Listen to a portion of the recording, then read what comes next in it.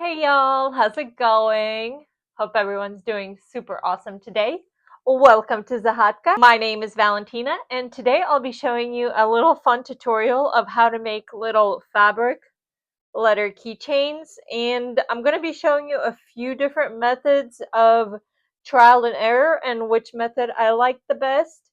So if you want to see how to make these little personalized keychains, hit that thumbs up button, subscribe if you'd like, and let's get to sewing.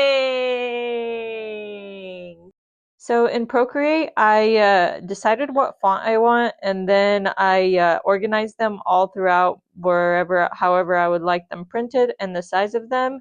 I printed out the pages and then I cut all the letters out.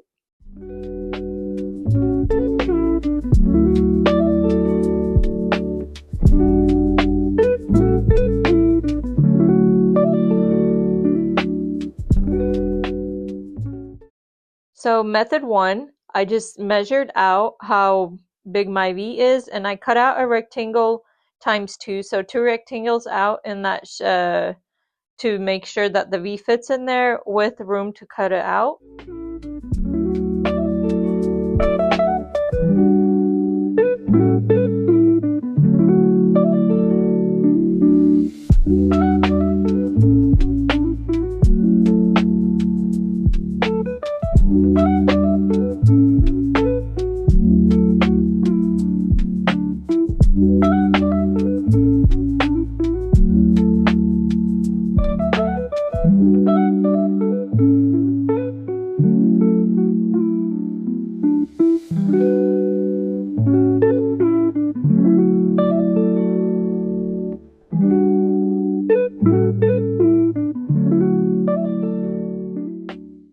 And here's what I needed the letters for. So on one of the pieces of fabrics, I just outlined the letter that I chose, in this case V.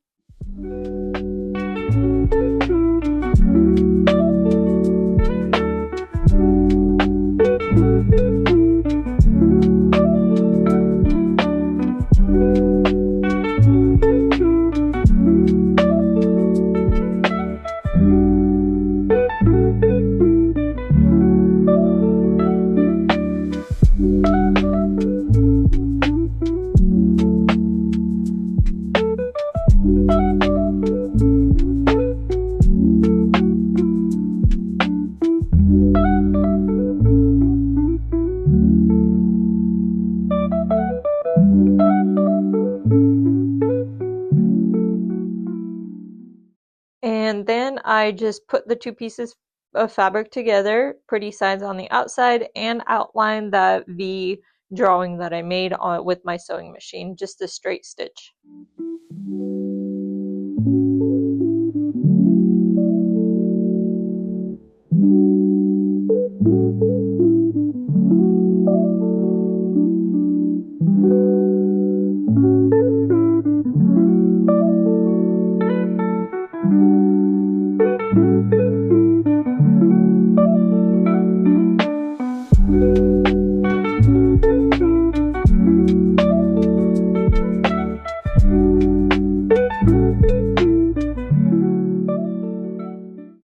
Once I got that outlined, I just got my zigzag scissors, or pinking shears, how you call them professionally, I guess, but I like to call them my zigzag scissors. And I just cut around where I sewed. Just make sure you don't cut your stitches. And this gives it a fun little finished look, and it will keep it from fraying. And then I ironed it to get that heat erasable ink off.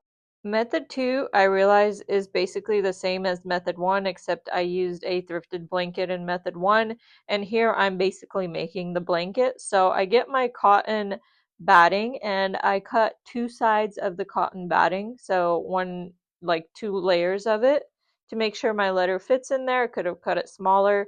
And then I get my material and I cut 2 layers of the material.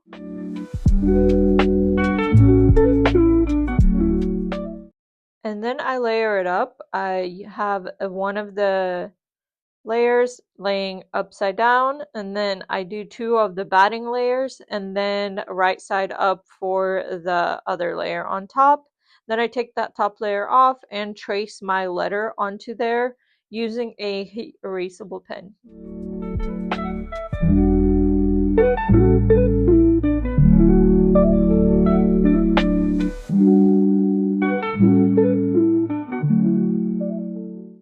Then I put that layer back on top and I clip it all together and then trace my S with my sewing machine.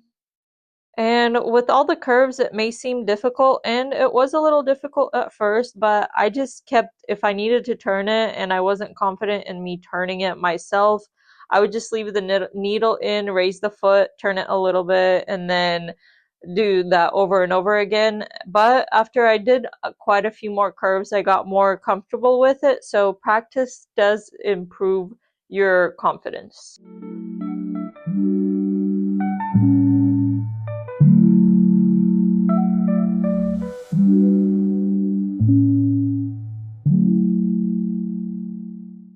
Once I was done stitching it, I have it like that, and then I do the same thing, just cut it out with the pinking shears and just close to the stitching, but make sure you don't cut the stitching, and you have this fun zigzag look for the outside. Then I remembered I'm making these as keychains, so I ironed down to get that heat erasable pen off, and then I also get my seam ripper because I didn't leave a spot to insert the little tab for the keychain. I rip a few seams apart and then I insert the tab and sew those seams back together, just a little line.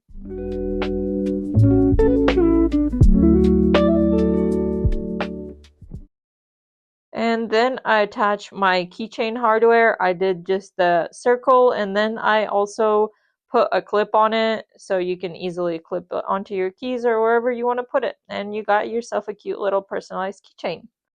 Method 3, this one I like the most. So I have my 2 batting squares and then I cut 2 of the outside fabrics, but to this one I add the fusible interfacing and I put it on each side of the outside pieces, and make sure whenever you're ironing it down, put it tacky side down so you don't ruin your iron.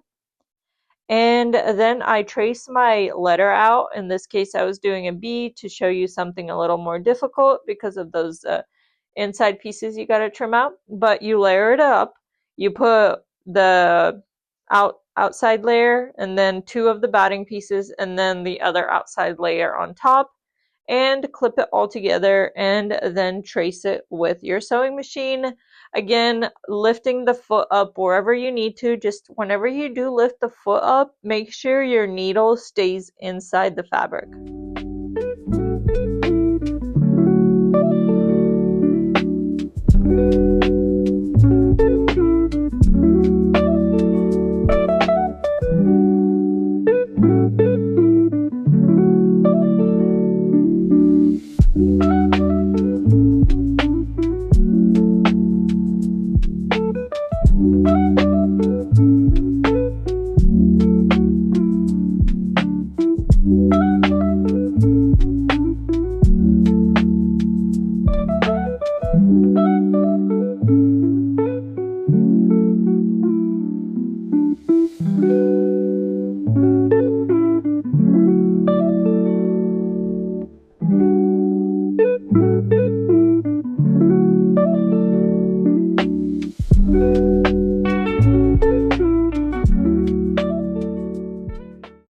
Now, also what I did on this one is leave a little tab on top of the letter to make sure I don't have to basically rip it off with a seam ripper. I just didn't sew it in that spot so I can put a little tab inside the letter.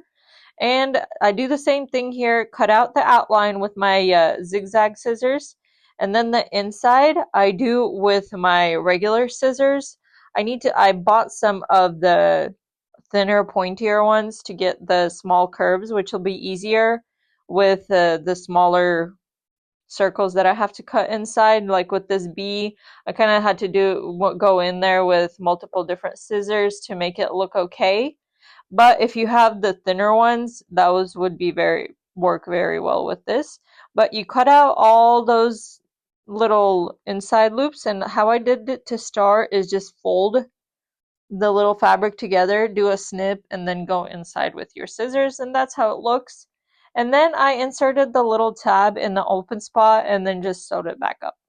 Then you attach your hardware and it's done. And this was my favorite method because that fusible interfacing, it keeps it more stiff, and I like that structure that it gives it. And before this video ends, as usual, I do just want to say a big thank you for taking the time out of your day to watch this video. I hope it was useful for you. If you did enjoy it, please consider liking, subscribing, sharing, and all that good stuff that helps me out. I hope you do try this project, and if you do, let me know down below, and I hope to see you again next time. Bye!